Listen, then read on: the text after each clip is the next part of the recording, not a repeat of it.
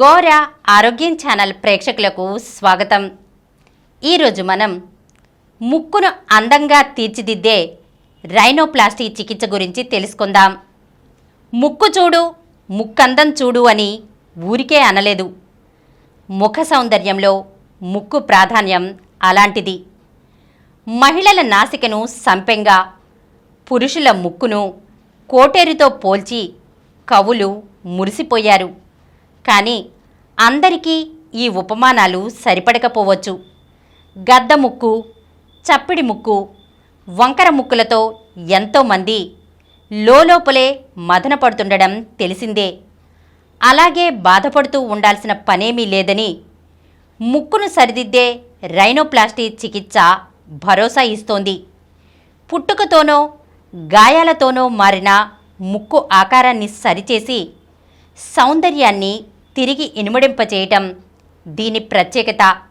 ఇప్పటికే ప్రముఖులతో పాటు ఎంతోమంది సామాన్యులు దీని సాయంతో నాసికలను చూడముచ్చటగా తీర్చిదిద్దుకున్నారు. పొద్దున లేచి అద్దంలో ముఖాన్ని చూసుకుంటే కొట్టొచ్చినట్లు కనిపించేది ముక్కే. ఒక్క సౌందర్యపరంగానే కాదు, శ్వాస తీసుకోవటం, వాసనలు గ్రహించటం వంటి పనులకు ఇదే ఆధారం. ముఖంలో సరిగ్గా మధ్యలో ఉంటూ అందానికి ప్రతిబింబంలా బాసిల్లుతుంది. అందుకేనేమో ముక్కు ఏ కొంచెం తేడాగా ఉన్నా ఏదోలా అనిపిస్తుంటుంది. మనసు కలుక్కుమంటుంది. ముక్కు ఎబ్బెట్టుగా కనిపిస్తోందని భావించేవారు మానసిక ఒత్తిడికి, ఆందోళనకు గురవుతుంటారు. ఇలాంటి వారికి రైనోప్లాస్టీ బాగా ఉపయోగపడుతోంది. దీన్ని plastic reconstruction of the nose అని అంటుంటారు. ప్లాస్టిక్ అంటే ముక్కులో ఏదో ప్లాస్టిక్ అమరుస్తారని కాదు. కృత్రిమ పదార్థం కానీ పరికరాన్ని కానీ ఏమీ అమర్చరు. ఎబ్బెట్టుగా కనిపించడానికి కారణమయ్యే భాగాలను తొలగించి సరిచేస్తారంతే. అందుకే ఈ పద్ధతిని cosmetic reconstruction of the nose అని అనటమే సబబు. దీంతో ముక్కు ఆకారాన్ని సరిదిద్దొచ్చు, మరింత అందంగా కనిపించేలానూ తీర్చిదిద్దవచ్చు. అంతేకాదు, ముక్కు పనితీరు సజావుగా ఉండేలా చూడటానికి ఇది ఉపయోగపడుతుంది. ప్రపంచవ్యాప్తంగా అతి ఎక్కువగా చేయించుకునే సౌందర్య శస్త్రచికిత్సల్లో ఇది ప్రధానమైంది. ముక్కును అడ్డంగా మొదటి నుంచి కొస వరకు 3 వంతులుగా విభజించవచ్చు.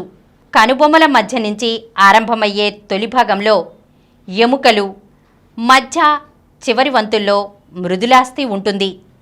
వీటి మీద మృదు కణజాలం, చర్మం పరుచుకొని ఉంటాయి. ముక్కుకు ఒక ఆకారాన్ని తెచ్చిపెట్టేవి ఇవే. కొందరికి ముక్కు ఎముక మెలితిరిగిపోవచ్చు. ఎముక ఎత్తుగా పెద్ద మొత్తంలోనూ ఉండొచ్చు.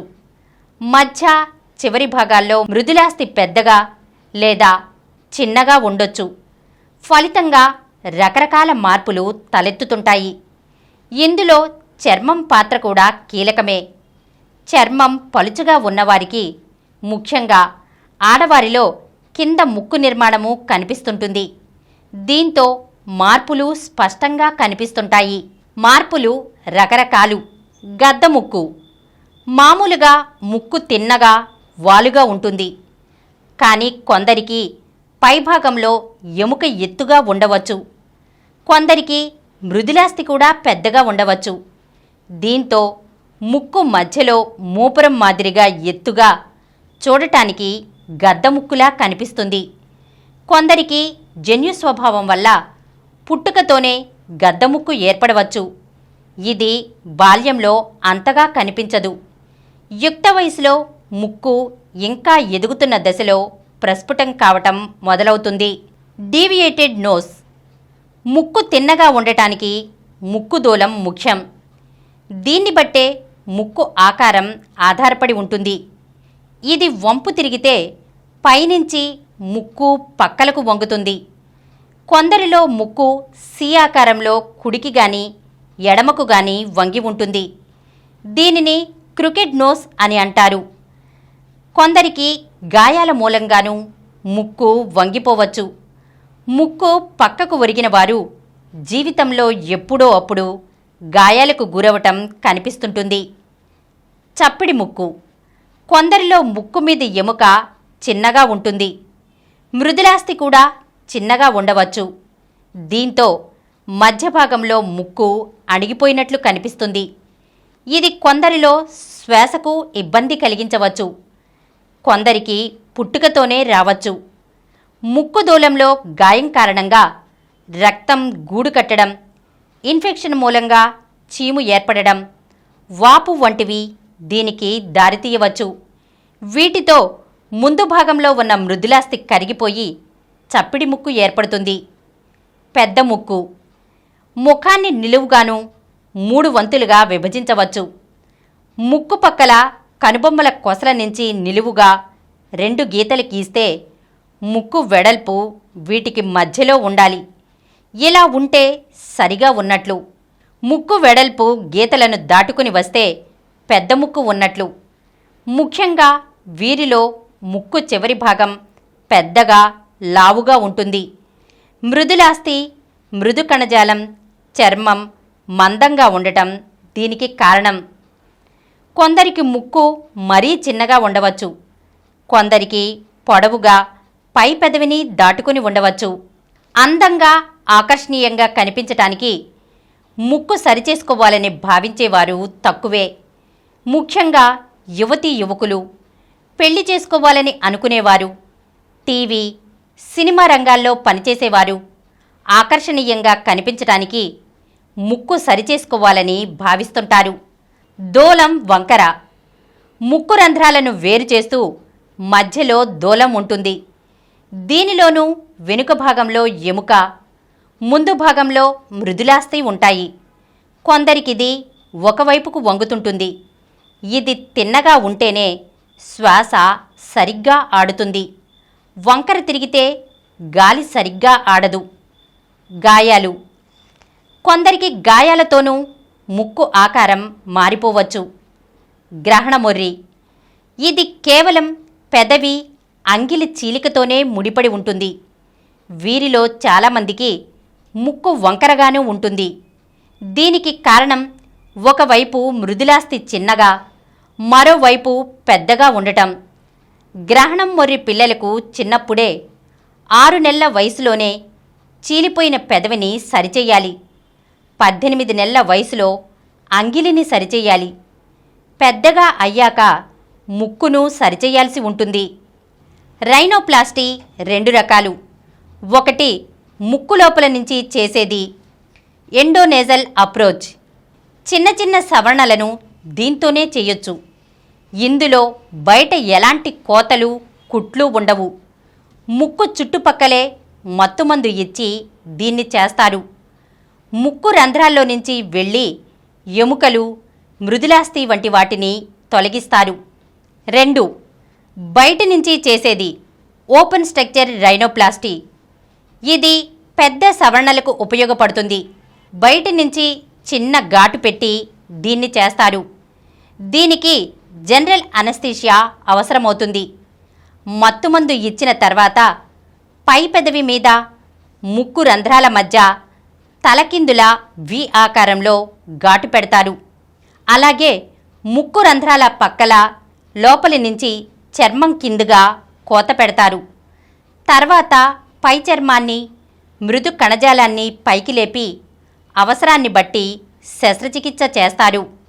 ఓపెన్ పద్ధతిలో శస్త్రచికిత్స చేసిన వారికి పెదవి పైన వేసిన కుట్లను 5 రోజులకు తీసేస్తారు. అతి సన్నటి పోచలతో కుట్లు వేస్తారు కాబట్టి కోత మానిన తర్వాత మచ్చ ఏమీ ఏర్పడదు. శస్త్రచికిత్స చేశాక ముక్కు మీద చిన్న పట్టీలు, ప్లాస్టర్ ఆఫ్ ప్యారిస్ పట్టీ వేస్తారు. వీటిని వారం తర్వాత తీసేస్తారు. ముక్కు ఎముకలు కుదురుకోవటానికి 2 నుండి 4 వారాలు పడుతుంది.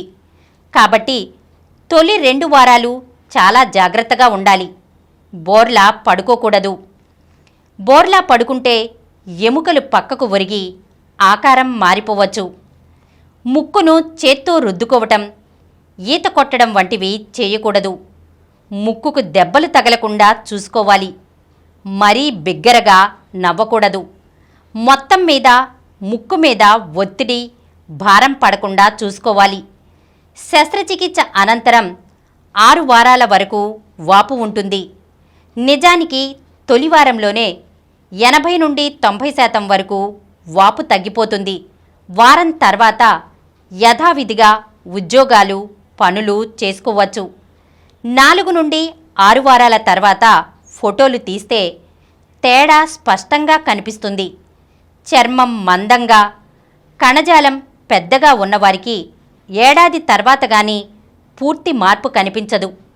శస్త్రచికిత్సతో సంతృప్తి పొందని వారికి తర్వాత చిన్న చిన్న మార్పులు అవసరమవుతాయి. చర్మం మందంగా గలవారికి ముక్కును సరిచేయటం కాస్త కష్టమైన పనే అని చెప్పుకోవాలి. వీరికి చర్మం కింద ఎముక, మృదులాస్థి మాత్రమే కాకుండా మృదు కణజాలం, కొవ్వును తగ్గించాల్సి ఉంటుంది. అప్పుడే చర్మం మందం తగ్గి మంచి ఫలితం కనిపిస్తుంది. కాకపోతే ఇందుకు కాస్త ఎక్కువ సమయం పడుతుంది. ముక్కు సరిచేసుకోవాలనుకునే వారికి ముందుగా ముక్కు తీరుతెన్నులను క్షుణ్ణంగా పరిశీలిస్తారు. ఇందులో ఫోటోలు తీయటం చాలా ముఖ్యం. చికిత్స చేయటానికి ముందు ముఖాన్ని రకరకాల కోణాల్లో ఫోటోలు తీస్తారు. ఎందుకంటే శస్త్రచికిత్స అనంతరం అంతకుముందు ముక్కు ఎలా ఉందనే విషయాన్ని చాలామంది మర్చిపోతారు. చిన్న చిన్న మార్పులైతే అసలే కనిపించవు.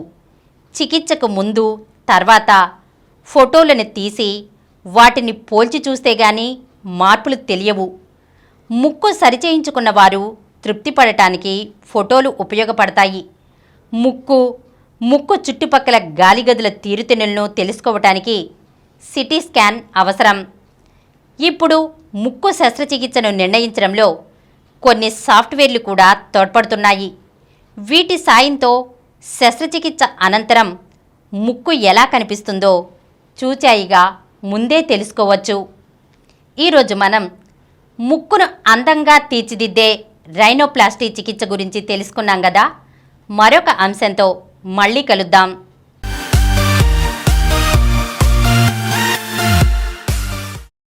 ఈ కార్యక్రమం మీకు ఎంతో నచ్చింది కదా.